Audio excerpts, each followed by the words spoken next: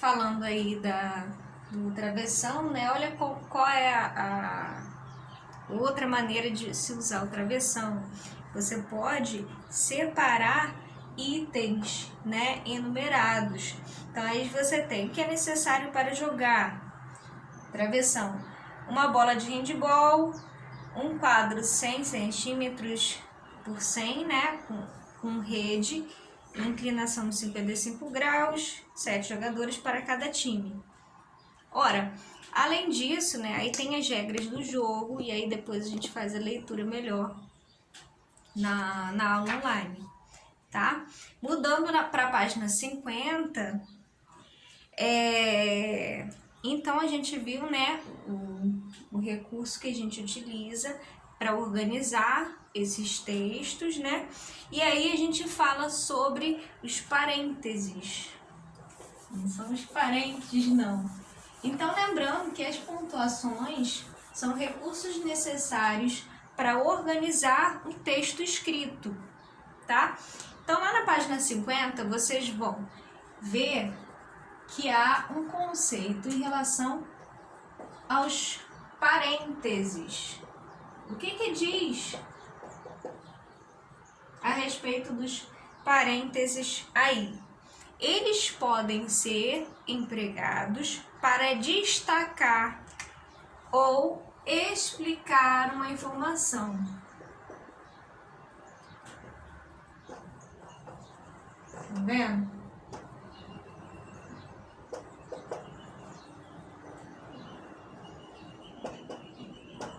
Destacar ou explicar uma informação sobre o texto.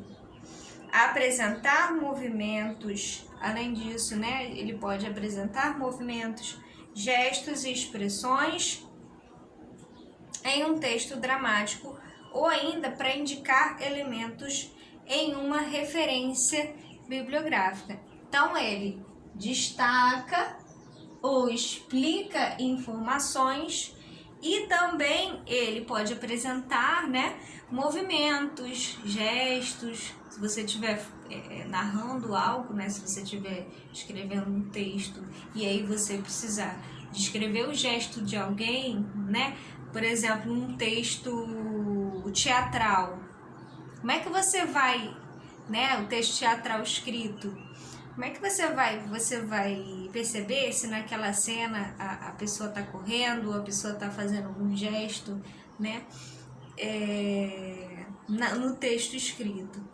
Então, os parênteses, eles são utilizados para isso, para indicar os gestos, para indicar os movimentos, para indicar expressões, né, num texto dramático, né, nesses textos teatrais, por exemplo, em narrativas diversas, né, e além de indicar elementos em uma referência bibliográfica, né, quando eu faço referência a algo, né, uma bibliografia, eu também posso utilizar os parênteses, ok?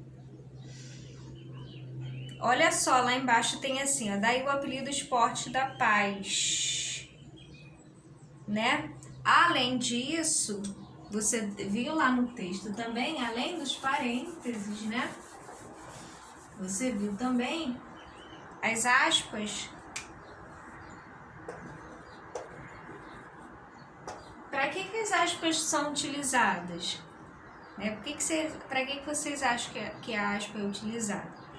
Elas são empregadas para destacar palavras também, olha só, palavras, expressões, ou um título. Indicar que a palavra ou expressão está sendo empregada com um sentido figurado, não no seu sentido denotativo, né? Marca o início e o fim da fala e introduz uma citação. Olha quanta coisa a aspa pode fazer.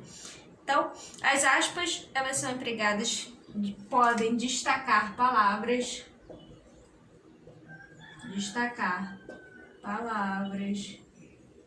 O que mais que elas podem fazer? Elas podem palavras, e aí eu posso colocar aqui também palavras ou expressões, né? Palavras ou expressões podem destacar um título,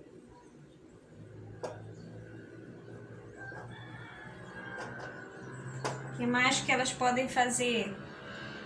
Indicar que a palavra ou expressão está sendo empregada no sentido figurado.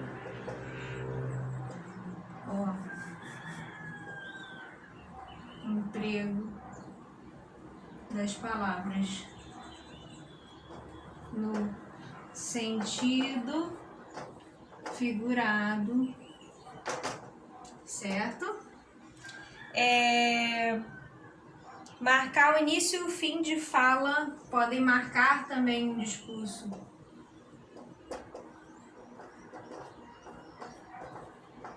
Discurso direto, né? Introduzir fim de fala, marcar o início e o fim de fala. Podem introduzir uma citação. O que significa introduzir uma citação? No caso aqui, o que significa introduzir uma citação? Quando eu retiro um pensamento ou retiro uma frase que foi produzida por algum autor que não seja eu retiro aquilo, né? E se eu quiser citar no meu texto, eu vou utilizar as aspas. Porque a aspa, ela vai estar marcando, né? Que aquela frase que eu tirei, que aquele pensamento que eu tirei foi não é meu, é de algum outro. Eu utilizei um outro texto, um outro pensador, né? Um outro pensamento que não o meu. Então, as aspas, elas são um recurso muito importante para evitar, inclusive, o plágio, né? A citação direta, né? E você fazer uma citação direta, você evita essa questão do plágio. Você dizer assim, não tem importância você dizer que aquele pensamento é de uma outra pessoa e não sua. A gente utiliza muito isso nos trabalhos acadêmicos, né? Quando a gente quer citar algum autor, a gente faz a citação direta e aí a gente coloca lá embaixo o nome, a página da onde a gente tirou, o ano da obra, daquela obra e tudo mais. E aí, quando a gente vai tirar, né, uma frase ilustre de alguém, a gente também utiliza as aspas. Quando eu faço também, quando a gente, né, tem provas de texto, aí a gente fala assim, retire do texto exemplos de falas do narrador, de marcas de narrador, narrador personagem. Aí você vai tirar o trecho do texto. Quando você vai colocar na sua resposta, você também tem que colocar entre aspas, porque aquilo você está retirando do texto. Qualquer coisa que não tenha sido sua, que não tenha sido produzido por você, né, você tem que colocar entre aspas para evitar essa questão do plágio e também para organizar, né?